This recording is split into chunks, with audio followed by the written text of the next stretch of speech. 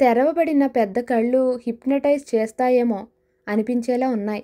షాండిలియర్స్తో పాటుగా భీకరమైన మీనాక్షి తల రక్తం కారుతూ వేగంగా అటూ ఇటూ ఊగుతోంది. నిజంగా ఆ దృశ్యం చూడడం నరకప్రాయం, భయానకం. ఉరుములు మెరుపుల మధ్య అందర్నీ భయవిహ్వలుల్ని చేస్తూ ఎక్కడో పిడుగుపడింది. ముందుగా తేరుకున్నవాడు అంజన్. గబగబా గ్లాస్తో నీళ్లు తెచ్చి లలిత, పేరమాంబ, జలజలపై చల్లాడు. ముగ్గురు పైకి లేచి దగ్ధమైన గొంతుల్ని పెగిల్చి ఏడవలేక గుండెలను అరచేతుల్లో పెట్టుకొని పిచ్చి చూపులు చూడటం తప్ప ఏమీ చేయలేకపోయారు. అదే సమయంలో లలిత రూములో మంచం కింద ఉన్న అగంతకుడు ఏం చేయాలో తోచక కొన్ని క్షణాలు ఆలోచించాడు. మరుక్షణం ఒక స్థిర నిశ్చయంతో బయటికి వరండాలోకి వచ్చాడు. మెట్ల పక్కగా వరండాలో పిట్టగోడలా ఏర్పాటు చేసిన చెక్కదండికి కాళ్ళు ఆంచి నిలబడి జేబులోంచి రివాల్వర్ తీశాడు. ఒక పక్కగా ఉన్న లలిత తల వెనక భాగానికి గురిపెట్టాడు. సేఫ్టీ క్యాచ్ ముందుకు తోసి ట్రిగ్గర్ నొక్కబోయాడు. అదే క్షణంలో గోడ గడియారం టంగ్ టంగుమని 2 గంటలు కొట్టింది. ఉలిక్కిపడి పక్కనే ఉన్న స్తంభం చాటుకు తప్పుకున్నాడు అగంతకుడు. తన అర్థం లేని భయానికి తనను తాను తిట్టుకొని మళ్ళీ చెక్కదండికి జారబడి రివాల్వర్ గురి చేశాడు. వర్షం జోరు పెరిగింది. మేఘగర్జనలు ఉండుండి వినవస్తున్నాయి. గాలికి కర్టెన్స్ రెపరెపలాడుతున్నాయి. కిటికీ రెక్కలు టప్ టప్మని శబ్దం చేస్తూ కొట్టుకుంటున్నాయి. ట్రిగర్ మీద వేలు బిగుస్తున్నాడు అగంతకుడు. మరో క్షణంలో లలిత ప్రాణాలు ఆమెను వీడి ఎటో పోవడానికి సిద్ధంగా ఉన్నాయి. 12:10 మదన్ నిరీక్షణ ఫలించింది. తెల్లని ఆకారం వస్తుండటం మర్రి చెట్టు వెనక ఉన్న అతనికి తెలుస్తోంది. రాగానే పట్టుకోవడానికి సిద్ధంగా ఉన్నాడు. కీచురాళ్ళు గోలగోలగా అరుస్తున్నాయి. వాటి అరుపులకు కాదుగాని ఆకారాన్ని చూస్తున్న అతని ఒళ్ళు జల్దరించింది. తిరిగి తనకు తాను ధైర్యం చెప్పుకున్నాడు. తన వైపే వస్తుందనుకున్న ఆకారం మరోవైపు క్షణంలో అదృశ్యమైంది. మదన్ గుండెలు దడదడలాడాయి. ఏం చేయాలి? తన కళ్ళెదురుగా ఎలా మాయమైంది? మనిషి అయితే అంత త్వరగా ఎలా మాయం కాగలదు? అంటే దయ్యమేనా? ఆ ఆలోచన అతనికి రుచించలేదు. రకరకాల యోచనలు చేస్తూ అక్కడే నిలబడి గంట పైగానే గడిపేశాడు. అప్పుడు ఆ క్షణంలో అతనికి సడన్గా ఏదో స్ఫురించింది. ఆ ఆకారం పోయిన వైపుగా వెళ్ళాడు. ఆకారం ఎక్కడైతే అదృశ్యమైందో అక్కడ నిల్చున్నాడు. మర్రి చెట్టు రెండో వైపు భూమిలోకి పాతుకుపోయిన ఒక పెద్ద ఊడ దగ్గరి స్థలం అది. గాలికి మర్రి ఊడలు అటు ఇటు ఊగుతున్నాయి. మోకాలు మీద కూర్చొని టార్చ్ వెలుగులో నేలనంతా తడమసాగాడు. అక్కడంతా చిరుగడ్డి మొలిచింది. చేత్తో తట్టి చూశాడు. అదో రకమైన బోలు శబ్దం వినిపించింది. ఆలోచిస్తూ పక్కకు చూశాడు మదన్.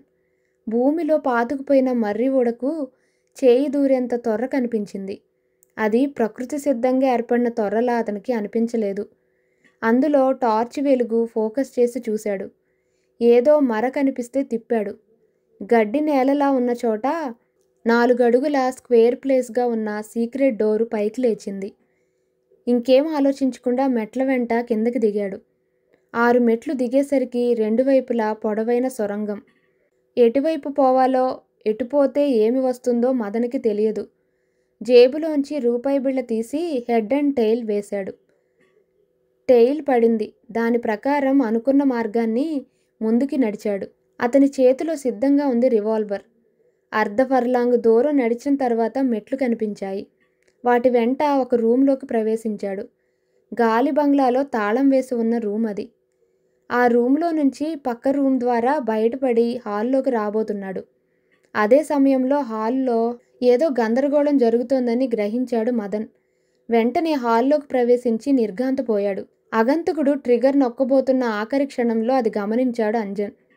ఆ వెంటనే మెరుపు వేగంతో లలిత పక్కకి దూకాడు. అతను అలా దూకుతున్న మూమెంట్లో అగంతకుడికి కన్ఫ్యూజన్ ఏర్పడి రివాల్వర్ని కొద్దిగా కదిపి ట్రిగ్గర్ నొక్కేశాడు. ఢామ్ అని పేలింది రివాల్వర్. లలితను వేగంగా కిందకు తోసేశాడు అంజన్. అతను తప్పుకోవడానికి మార్గం లేకపోయింది. మెరుపు వేగంతో వచ్చిన తూట అతని కుడి భుజంలో కూరుకుపోయింది. అగంతకుని గురి కుదరకపోవడం వల్ల. మండుతున్న కొలిమిలో ఎర్రగా కాలిన ఇనుప చువ్వను భుజంలో దూర్చినట్టు విలవిల్లాడిపోయాడు అంజన్. అతను ధరించిన తెల్లని స్వెటర్ విలవిలా కారుతున్న రక్తానికి ఎర్రగా మారిపోయింది.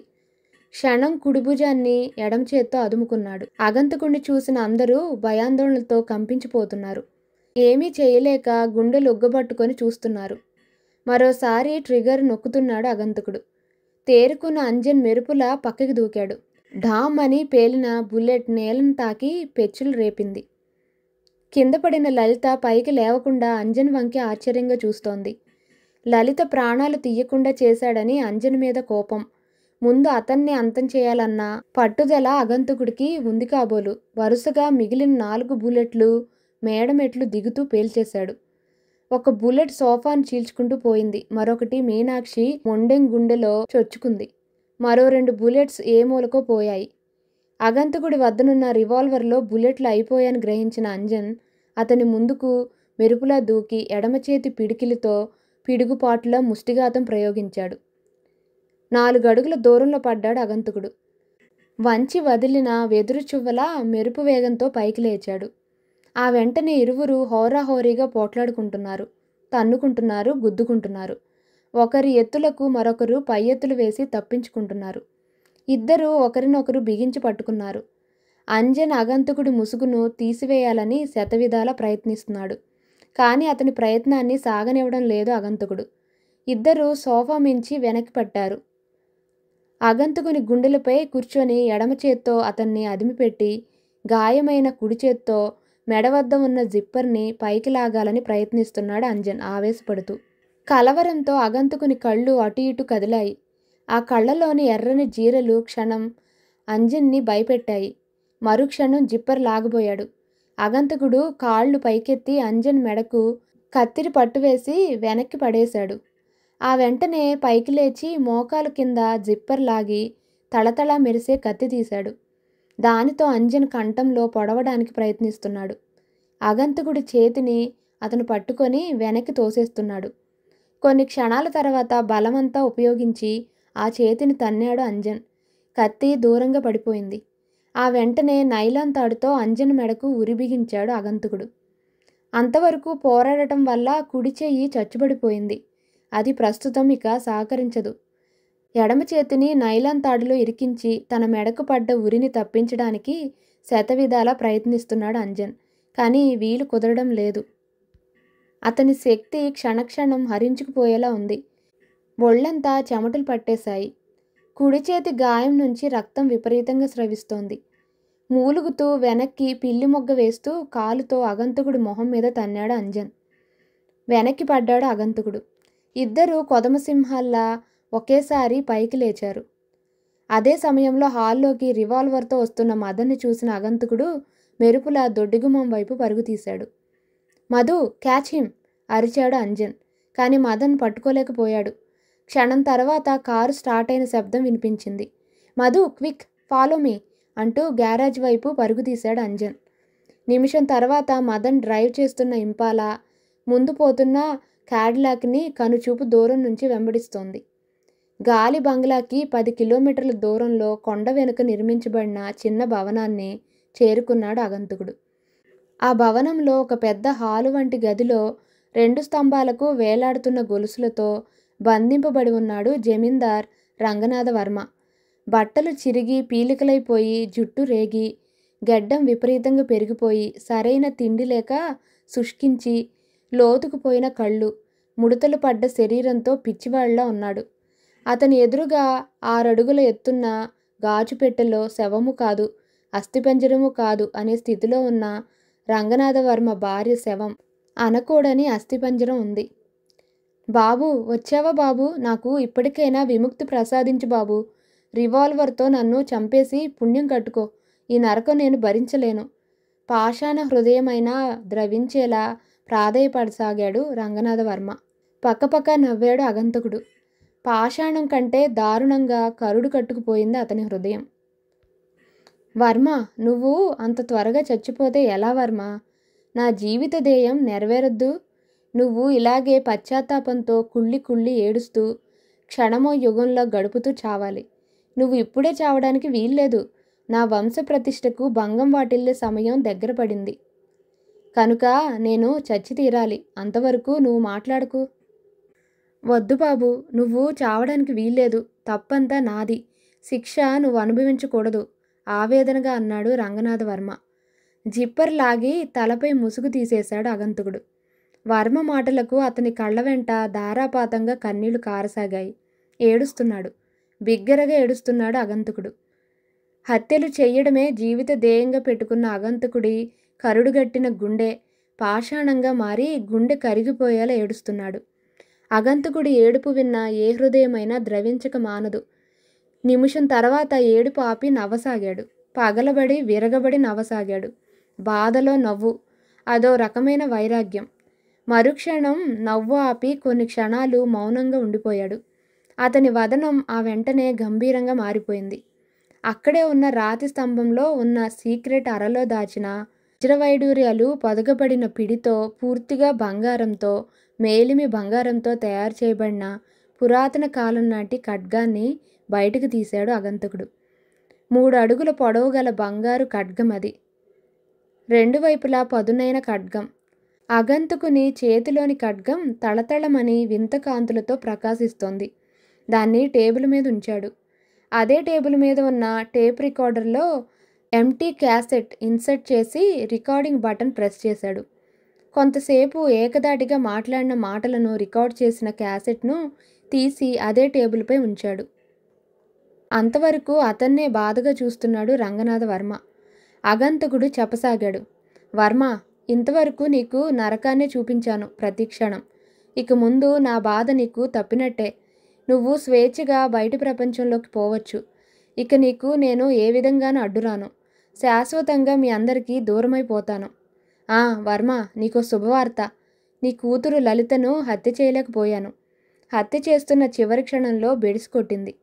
మాటలు చెబుతున్నంతసేపు అగంతకుని మొహంలో రకరకాల భావాలు ఆవేదనతో ఆవేశంతో కదలాడుతున్నాయి. వర్మ, నువ్వు ఇంకేమైనా నాతో చెప్పదలుచుకుంటే వెంటనే చెప్పేయ్. నేను బ్రతికేది కేవలం మరో నిమిషం మాత్రమే. ఈ లోపల నన్ను వెంటాడుతున్న వాళ్ళు వచ్చి నిన్ను రక్షిస్తారు. ఆవేదనతో జీరధ్వనించింది అగంతకుని మాటల్లో. వద్దు బాబు, వద్దు. నువ్వు చావడానికి వీల్లేదు. నా మాట విను. లేకపోతే ముందు నన్ను చంపి ఆ తర్వాత నువ్వు చచ్చిపో, ఏడుస్తూ బాధగా అన్నాడు రంగనాథవర్మ. అప్పుడే బయట తలుపులు బాతున్న శబ్దం వినవస్తోంది. క్షమించు వర్మ, ఇక నా నిర్ణయం మారదు. మనలాంటి నికృష్టపు బ్రతుకులు పగవారికి కూడా వద్దు. ఈ జన్మని ఇంతటితో అంతం చేసుకుంటాను. వచ్చే జన్మంటూ ఉంటే మానవ జన్మ ఎత్తకూడదని నేను ఆఖరిసారిగా శతకోటి దేవుళ్లకు చేసుకునే ప్రార్థన అంటూ టేబుల్ మీద బంగారు ఖడ్గం అందుకున్నాడు అగంతకుడు. రంగనాథవర్మ అతన్ని చావవద్దని ఏడుస్తున్నాడు, బ్రతిమలాడుతున్నాడు. ఎన్ని చేస్తున్నా అతను వినలేదు. బంగారు ఖడ్గాన్ని విసురుగా తల మీదకు తెచ్చుకున్నాడు అగంతకుడు. అంతే, పదునైన ఖడ్గపు అంచు అతని తలను పుచ్చకాయలా నరికేసింది. ఖడ్గం కిందకి జారిపోయింది. కింద పడి గిలగిలా తన్నుకోసాగాడు అగంతకుడు. రక్తం వరదలా ప్రవహించసాగింది. అగంతకుని ప్రాణవాయువులు ఎప్పుడో అనంతవాయువుల్లో కలిసిపోయాయి. ఆ వెంటనే అతని దేహంలో చలనం ఆగిపోయింది. ఆ శవం పడి ఉన్న తీరు, ఆ దృశ్యం భీకరంగా ఉంది. బీభత్సం, భయానకం. అగంతకుని చావు కళ్ళారా చూసిన రఘునాథవర్మ గుండె ఆ బాధను తట్టుకోలేకపోయింది. అప్పటి వరకు మానసికంగా ప్రతిక్షణం బాధను అనుభవించిన అతని గుండె నీరసించిపోయింది. అగంతకుని దారుణమైన ఆత్మత్యాగాన్ని చూసి భరించలేకపోయిన రంగనాథవర్మ గుండె తక్షణం ఆగిపోయింది. రంగనాథవర్మ ప్రాణవాయువులు అగంతకుని ప్రాణవాయువులను వెతుక్కుంటూ పోయాయి. అదే క్షణంలో తలుపులు బ్రద్దలు కొట్టుకొని ఆ గదిలోకి ప్రవేశించిన అంజన్, మదన్లు నిశ్చేష్టులై నిలబడిపోయారు.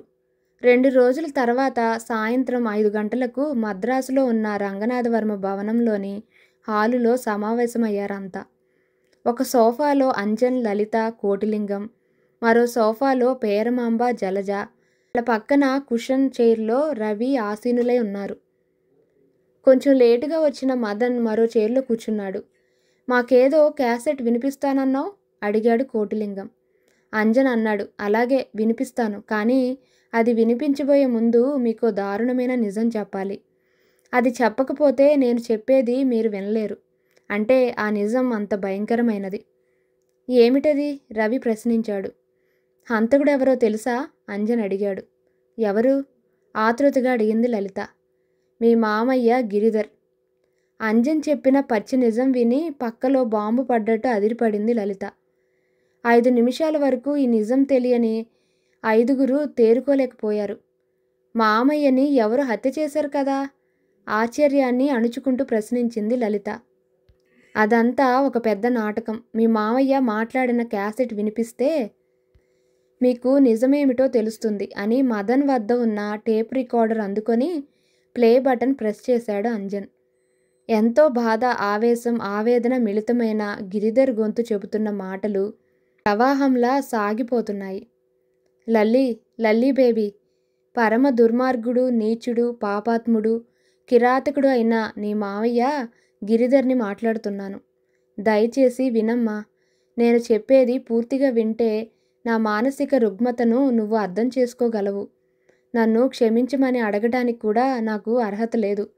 నన్ను క్షమించినా శపించినా నీ ఇష్టం తల్లి. నేను చెప్పేది మాత్రం పూర్తిగా విను.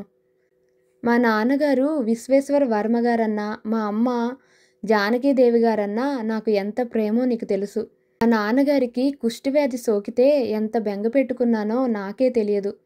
మా అమ్మగారి దగ్గర కంటే మా నాన్నగారి దగ్గరే నేను ఎక్కువగా అలవాటు పడ్డాను. ఆయన మీద నాకున్నంత ప్రేమ మరెవరి మీద లేదు. నా పోరు పడలేక మా అమ్మగారు నెలకో మారు నన్ను మా నాన్నగారి వద్దకు తీసుకువెళ్ళేవారు. మా నాన్నగారికి కుష్ఠవ్యాధి సోకిన తర్వాత మీ నాన్నగారు అంటే మామయ్య ఎస్టేటులు, ఆస్తిపాస్తుల వ్యవహారాలు చూసుకునేవారు. ఒకరోజు మామయ్య నన్ను గాలి బంగ్లాకి తీసుకువెళ్ళాడు. మా నాన్నని నా ఎదురుగానే బెదిరించాడు. ఇప్పటికైనా ఆ ఖడ్గం గురించి చెప్పు, లేకపోతే నీ కొడుకుని చంపేస్తాను అని. అప్పుడు నేను గ్రహించాను. మా నాన్నగారు నాకు 3 ఏళ్ల వయసులోనే చాలాసార్లు మా వంశపారంపర్యంగా వస్తున్న మా చరిత్రకు అపారమైన గౌరవ ప్రతిష్టలను ఆర్జించి పెట్టే బంగారు ఖడ్గం గురించి చెప్పారు. దాన్ని చిరకాలం కాపాడవలసిన బాధ్యత మనపై ఉందని ఎన్నోసార్లు చెప్పారు. మా నాన్నగారు దాని గురించి వివరాలు ఎంతకీ చెప్పకపోయేసరికి నన్ను చంపుతానని మావయ్య బెదిరించాడు. మావయ్య అన్నంత పని చేస్తాడేమోనని భయపడి నాన్నగారు ఖడ్గం ఎక్కడ దాచింది చెప్పేశారు. ముఖ్యంగా ఆ ఖడ్గాన్ని చిరకాలం రక్షించడం కోసమే గాలి బంగ్లా నిర్మించబడింది. బంగ్లా భూగ్రహంలో ఉండేదా ఖడ్గం. అంతకుముందే మా నాన్నగారిని కొరడాలతో హింసించినట్లు ఆయన మాటలను బట్టి తెలిసింది. వారానికి ఒకసారి అలా హింసించడం వల్లనే కురుపులు చిదిగి, రసిలు కారి కుష్ఠవ్యాధి మరింత ఎక్కువైపోయింది. రహస్యం చెప్పిన వెంటనే మా నాన్నగారు బ్రతికి ఉండడం ప్రమాదం అనుకొని నా కళ్ళెదురుగానే ఆయన పీకను కొరడాతో బిగించి చంపేశాడు మావయ్య. 6 సంవత్సరాల పసివాడు ఏం గ్రహించగలడు అనుకుని ఉంటాడు. బంగారు ఖడ్గాన్ని ఆ వెంటనే స్వాధీనం చేసుకున్నాడు. 6 నెలల తర్వాత ఆ విషయం గ్రహించిన మా తల్లిగారు మామయ్యను పోలీసులకు పట్టిస్తానని బెదిరించారు. అప్పుడు నేను మంచం మీద పడుకొని ఉన్నాను, కానీ నిద్రపోలేదు. మా తల్లిగారి మెడకు నైలాన్ తాడు బిగించి మావయ్య హత్య చేస్తుంటే నిస్సహాయంగా చూశాను. ఆ 2 హత్యలు 6 ఏళ్ల వయసులో నా మదిలో బలంగా నాటుకున్నాయి. నన్ను కూడా చంపేయవచ్చు కదా, ఎందుకు చంపలేదు అని అనుమానం రావచ్చు. నన్ను కూడా చంపేస్తే అప్పుడు తప్పకుండా పోలీసులకు అనుమానం వస్తుంది. లేకపోతే 2 హత్యలు చేసి నన్ను మమకారంతో పెంచితే ఆ హత్యల పాపం కడిగివేయబడుతుందన్న మావయ్య గుడ్డి నమ్మకం కావచ్చు. నేను పెరుగుతున్నానన్న మాటే గాని నాలో ప్రతిరోజు, ప్రతి గంట, ప్రతి నిమిషం, ప్రతి క్షణం ఆ హత్యలే గుర్తుకు వచ్చి నన్ను మానసిక రుగ్మతకు గురిచేసేవి. నాలోని ప్రతీకార వాంఛ అగ్నిలో ఆజ్యంలా రగులుకునేది. నా తల్లిదండ్రులను ఎంత దారుణంగా హత్య చేశాడో అంతకు రెట్టింపు బాధను మావయ్య అనుభవించేలా చేయాలని నిశ్చయించుకున్నాను. ఆఖరికి ప్లాన్ వేస్తున్న సమయంలో మీరు గాలి బంగ్లాలో పిక్నిక్ జరుపుకుందామని నిశ్చయించారు. నాకు ఇదో మంచి అవకాశంగా అనిపించింది. వెంటనే ప్లాన్ మార్చేశాను. నాకు తెలిసిన ఒక స్టార్ హోటల్ డాన్సర్ రీటాని పని మనిషి మంగతాయారుగా మార్చేశాను. ₹1,00,000 కోసం ఆమె నేను చెప్పిన పనికి ఒప్పుకుంది. ఆమెకు ఆ మొత్తం ముందుగానే ఇచ్చేశాను. తెల్లని ఆకారం, దెయ్యంలా నటించింది రీటాయే. నేను చెప్పినట్టు ప్రతి రాత్రి సరిగ్గా 12 గంటలు దాటిన తర్వాత అందరినీ భయపెట్టేది. అరుపులు, కేకలు నేనే అరిచి టేప్ చేశాను. హాలులో సీలింగ్లో కవర్ అయ్యేలా నలుమూలలా స్టీరియోలు అరేంజ్ చేశాను. వాటి కనెక్షన్స్ నా రూమ్లో ఉన్న గోడ్రేజ్ బీరువాలోకి ఉన్నాయి. టైం ప్రకారం నేనే టేప్ ఆన్ చేసి ఆఫ్ చేసేవాణ్ణి. మిమ్మల్ని భయపెట్టడానికే రత్తి పాత్ర సృష్టించి రీటాని నియోగించాను.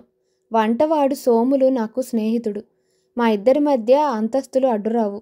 నా చరిత్ర తెలిసిన సోములు నాకు సహకరించడానికి అంగీకరించాడు. సోములకి నాకు ఆసనాలు వేయడం బాగా వచ్చు. చిన్నప్పటి నుంచి నేర్చుకున్నాం. మేమిద్దరం కొద్ది తేడాలో ఇంచుమించుగా అరగంట వరకు వాయుస్తంభన చేయగలం. మొదటి రోజు రాత్రి సోముల్ని పావుగంట ముందుగా శవంలా మేకప్ చేసి బురద గోతిలో మరి కాస్త మట్టి వేసి పైన లైట్గా చదునుగా ఉండేలా చేశాను. మరో పావుగంట లోపులో రీటా నవ్వు వినేసరికి అతను భూమిని చీల్చుకొని వచ్చిన శవంలా చాలా అద్భుతంగా నటించాడు. అతన్ని ఆ క్షణంలో చూసినా నాకే భయమేసింది. ఇకపోతే డ్రైవర్ చంద్రం. వాడు నా బుల్లెట్ను పొదల్లో చూశాడు. దాన్ని దాచినా వాడి కంట పడింది. వాడి చావు వాడే నిర్ణయించుకున్నాడు. స్నానానికి వెళ్ళినట్టు వెళ్ళి దొడ్డిదోవ గుండా జారుకొని చెట్టుపై నుంచి పెట్రోల్ పోసి వాడిని అంతం చేశాను. స్నానం చేసి వచ్చినట్టు నమ్మించి మీ అందరి ముందు ఉన్నాను. మావయ్యను రీటా ద్వారా 4 రోజులు భయపెట్టి ఆ తర్వాత బంధించి నేను గాలి బంగ్లాకి 10 కిలోమీటర్ల దూరంలో నిర్మించుకున్న భవనంలో పడేశాను. ఆ మరునాడే కళ్ళు మూసుకొని అత్తయ్య మీదికి బుల్లెట్ పేల్చేశాను. నా మొదటి హత్య అదే. మావయ్య ఎదురుగా అత్తయ్య శవాన్ని గాజుపెట్టిలో ఉంచాను. ప్రతిరోజు ప్రతి క్షణం కళ్ళెదురుగా భార్య శవాన్ని ఉంచుకొని ఏ భర్త మాత్రం మౌనంగా ఉండగలడు? ప్రతి క్షణం నరకమే. బాధాకరమైన ఆలోచనలు తప్ప మావయ్యకు మరే ఆలోచనలు వస్తాయి? అంతటి నరకం మరొకటి ప్రపంచంలో లేదు అని నా ఉద్దేశం. మీ అన్నయ్య శంకర్ని చంపేసి దాన్ని వీడియో ఫిల్మ్ తీశాను. ప్రతి రాత్రి మీ నాన్న వద్దకు వెళ్ళేవాడిని ఏదో కారులో. ఆ ఒక్కపూట మాత్రమే మావయ్యకు బలవంతంగా భోజనం తినిపించేవాణ్ణి. అది కేవలం నా స్వార్థమే. భోజనం లేక చనిపోతే ఎలా? నా పగ చల్లారొద్దు. మీ అన్నని చంపిన తర్వాత రాత్రి వెళ్ళి వీడియో ఫిల్మ్లో మీ అన్నని ఎలా చంపింది ప్రత్యక్షంగా చూపించాను. దానికంటే ప్రత్యక్ష నరకం ఇంకేముంటుంది? తర్వాత నా భార్య మీనాక్షితో అక్రమ సంబంధం పెట్టుకున్నాడన్న ద్వేషం, పగతో కిషోర్ని చంపేశాను. భూగృహం గురించి ఎవరికీ తెలియకూడదని మావయ్య ఆ రూమ్కి తాళం వేసి కట్టడి చేశాడు. నాకు చిన్నప్పుడే దాని గురించి తెలుసని ఆయనకు తెలియదు. మావయ్యను బంధించిన తర్వాతే బంగారు ఖడ్గాన్ని నా భవనానికి తరలించాను. అంజన్ శంకర్ శవాన్ని బంగ్లా వెనుక పెంకుటింట్లో ఉంచడం నాకు మరో అవకాశాన్ని ఇచ్చింది. ఆ పెంకుటింట్లోంచి రహస్య మార్గం ఎందుకు ఏర్పాటు చేశారో నాకు తెలీదు. ఊహించుకోవాల్సిందే. బహుశా సెక్యూరిటీ కోసం ఎస్కేప్ వే అయి ఉంటుంది. ఆ మార్గం గుండా బంగ్లాలో రూములోకి, అక్కడి నుంచి పక్కనే ఉన్న నా రూంలోకి, నా పక్కన ఉన్న శంకర్ రూంలోకి మధ్య తలుపుల ద్వారా చేరవేశాను ఆ శవాన్ని. ఇలా చేరవేసే ముందు నా భార్యకు క్లోరోఫామ్ ఇచ్చి తర్వాత స్పృహ తప్పించే స్మెల్లింగ్ స్టాల్ వాసన చూపించేవాణ్ణి. ప్రీతి భర్త శవాన్ని చూసిన వెంటనే నువ్వు కూడా లేచి ఇద్దరు బయటికి వెళ్ళిన వెంటనే ఆ రూంలోకి వచ్చి శంకర్ శవాన్ని పెంకుటింట్లోకి చేరవేశాను. కిషోర్ని చంపిన తర్వాత అంజన్ నన్ను అనుమానిస్తున్నాడని తోపులో అంజన్ మదన్ మాట్లాడుకోగా విన్నాను. వెంటనే మాస్టర్ ప్లాన్ వేశాను. రీటాని వెంటాడినట్టు వెంటాడి చెట్టు వెనక ఊడకు జారబడి నాకు తెలిసిన విద్య వాయుస్తంభన చేశాను. ముందుగానే ఇంట్లో నైలాన్ తాడుతో మెడ వద్ద బాగా బిగించి నాటులు ఏర్పరచుకున్నాను. అంజన్ మదన్లు సాధారణమైన వాళ్ళు కాదని, వాళ్ళు పోలీస్ డిపార్ట్మెంట్కి సంబంధించిన వాళ్లే ఉంటారని ముందే గ్రహించాను. నేను చచ్చాననుకొని నా శరీరాన్ని కూడా పెంకుటింట్లో ఉంచుతారని నాకు తెలుసు. అలాగే జరిగింది. కిషోర్ని చంపితే మీనాక్షితో రవి అక్రమ సంబంధం పెట్టుకున్నాడు. అప్పుడు గ్రహించాను ఆ తప్పు రవిది కాదని, నా భార్యదని. అంత నీచంగా చపలత్వంతో ప్రవర్తిస్తున్న నా భార్యని చంపడానికే నిశ్చయించుకున్నాను. రవిని కలిసిన తర్వాత మీనాక్షి స్నానం చేసే సమయంలో ఆ గదిలోకి ప్రవేశించి గోడకు జారబడి వాయుస్తంభన చేశాను. నన్ను చూసి భయపడి పారిపోయింది. వెంటనే నేను పెంకుటింట్లోకి చేరుకున్నాను సొరంగ మార్గం ద్వారా. ఆ మర్నాడు రవి వెళ్ళిపోయిన తర్వాత కసికొద్దీ మీనాక్షిని చంపేసి మిమ్మల్ని భయభ్రాంతుల్ని చేయడానికి అలా ఏర్పాటు చేశాను. ఆ సమయంలోనే నిన్ను చంపడానికి నీ రూంలోకి వచ్చాను. నీకు మెలకువ రావడం చూసి మంచం కింద దాక్కున్నాను. నువ్వు బయటకు వెళ్ళి మీనాక్షి శవాన్ని చూసి అరిచి పడిపోయావు. ఆ తర్వాత జరిగింది నీకు తెలుసు. నిన్ను కాల్చి చంపబోతే నిన్ను రక్షించబోయిన అంజన్ భుజానికి గాయమైంది. అంజన్, మదన్లు ప్రతి రాత్రి నాకు ఏదో విధంగా ఆటంకం కలిగిస్తూనే వచ్చారు. వాళ్ళని చంపే ఉద్దేశం నాకు ఎంతమాత్రం లేదు. కానీ తప్పని పరిస్థితుల్లో మాత్రం చంపాలనుకున్నాను. శంకర్, ప్రీతిల హత్యల వీడియో క్యాసెట్లను ప్రతి రాత్రి మీ నాన్నకు చూపించి మరింతగా కృంగదీశాను. కొడుకు కోళ్ళు చస్తూ అనుభవించిన నరకయాతను చూసి ఎవరు మాత్రం భరించగలరు? మానసికంగా మీ నాన్నని చిత్రహింసలకు గురిచేశాను. కానీ శారీరకంగా హింసించలేదు. దానికంటే మానసిక హింస 1000 రెట్లు శక్తివంతమైంది. నిన్ను ఒక్కదాన్నే చంపలేకపోయాను. చూసావా? నువ్వంటే నాకెంతో ఇష్టం. నేనన్నా నీకు ప్రేమే. కానీ నా మానసిక రుగ్మత వల్ల నిన్ను కూడా చంపాలనుకున్నాను. నాకు ఆస్తి మీద వ్యామోహం లేదు. మీరంతా చనిపోతే నా ఆస్తంతా అనాథ శరణాలయానికి చెందేలా రాశాను. ఆ విషయం నీకు తెలియదు కదూ. అంటే మీ అందరినీ చంపి నేను కూడా చనిపోదామనే నా కోరిక. నా ప్రధానోద్దేశం ఒక్కటే, నా వంశ ప్రతిష్టకు భంగం వాటిల్లకూడదని. అందుకే హత్యలు ఎవరు చేస్తున్నారో కూడా అనుమానం రాని విధంగా పకడ్బందీగా ప్లాన్ చేశాను. కానీ ఆఖరి క్షణంలో నా రహస్యం బట్టబయలయ్యే స్థితికి వచ్చింది. నా వంశ ప్రతిష్టను కాపాడుకుందామని ఎంతో ప్రయత్నించాను. కానీ వీల్లేకపోయింది. నా చరిత్ర బట్టబయలైపోయింది. అలా కాకూడదనే నా కోరిక. వీలైతే మన వంశ చరిత్రను బట్టబయలు కాకుండా పరిరక్షించు. నాకు జీవితం మీద ఎప్పుడూ ఆశ లేదు బేబీ. నేను బ్రతికి ఉంటే నిన్ను చంపడానికి కూడా వెనుకాడను. అందుకే ఇక నా జీవితానికి చరమగీతాన్ని నేనే పాడుకుంటున్నాను. నా అంతానికి చింతిస్తావో, నా రుగ్మతకు, నా క్రూరత్వానికి నన్ను శపిస్తావో నీ ఇష్టం బేబీ. గిరిధర్ మాట్లాడిన క్యాసెట్ వింటూ కన్నీరు కారుస్తూ ఏడుపును బలవంతంగా ఆపుకుంది లలిత. ఇక ఆపుకోలేక దుఃఖం తీరేలా చాలాసేపటి వరకు కుళ్ళి కుళ్ళి ఏడ్చింది. ఎవరూ ఆమెను ఓదార్చడానికి ప్రయత్నించలేదు. అలా అయితే దుఃఖం మరింత పెరుగుతుందని వాళ్ళకి తెలుసు. 10 నిమిషాలు నిశ్శబ్దం. మరి నా నీళ్ల బకెట్లోకి రక్తం ఎలా వచ్చింది? అర్థం కాక ప్రశ్నించింది పేరమాంబ. అది చెప్పవలసిన వాళ్ళు చెబితేనే బావుంటుంది. కోటిలింగంని చూస్తూ అన్నాడు అంజన్. కోటిలింగం సిగ్గుపడుతూ చెప్పసాగాడు.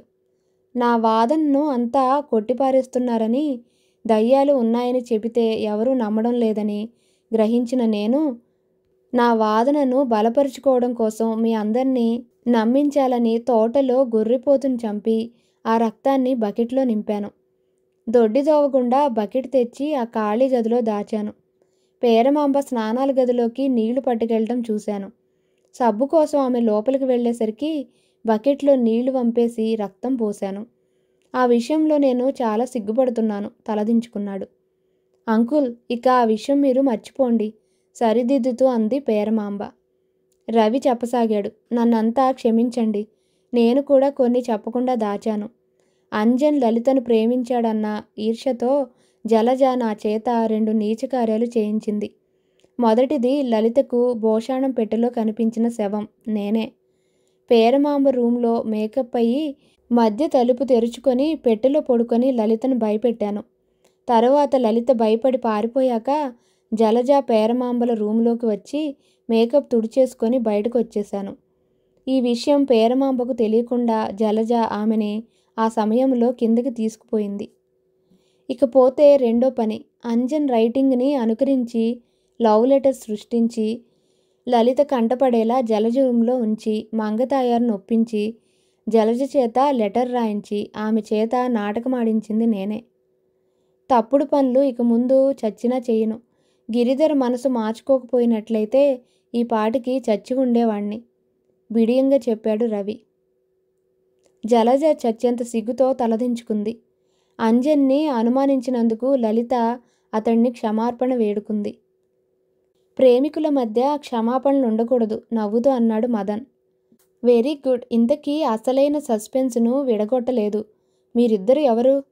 అంజన్ మదన్లను చూస్తూ అనుమానంగా అడినాడు కోటిలింగం. లలిత తల్లిదండ్రులు కనిపించకపోయేసరికి అఫీషియల్ రిక్వెస్ట్ మీద మాకు చేరింది ఈ కేసు పరిశోధన. వెంటనే నేను రంగంలోకి దిగి నాటకమాడి లలిత స్నేహాన్ని సంపాదించాను.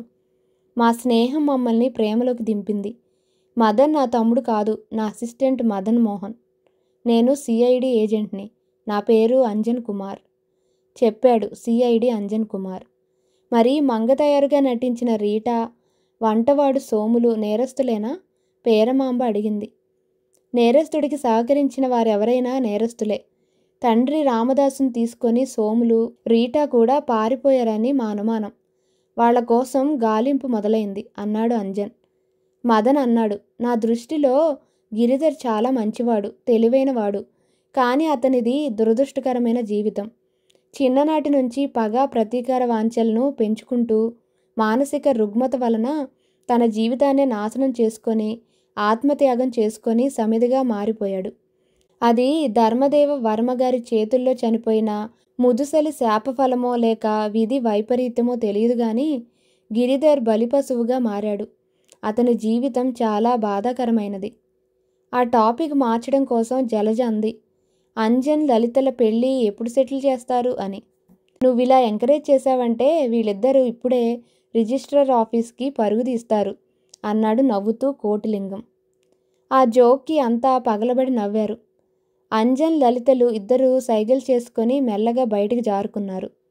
అది గమనించిన కోటిలింగం, వీళ్ళిద్దరూ ఎక్కడికి పోయారు అని అడిగాడు.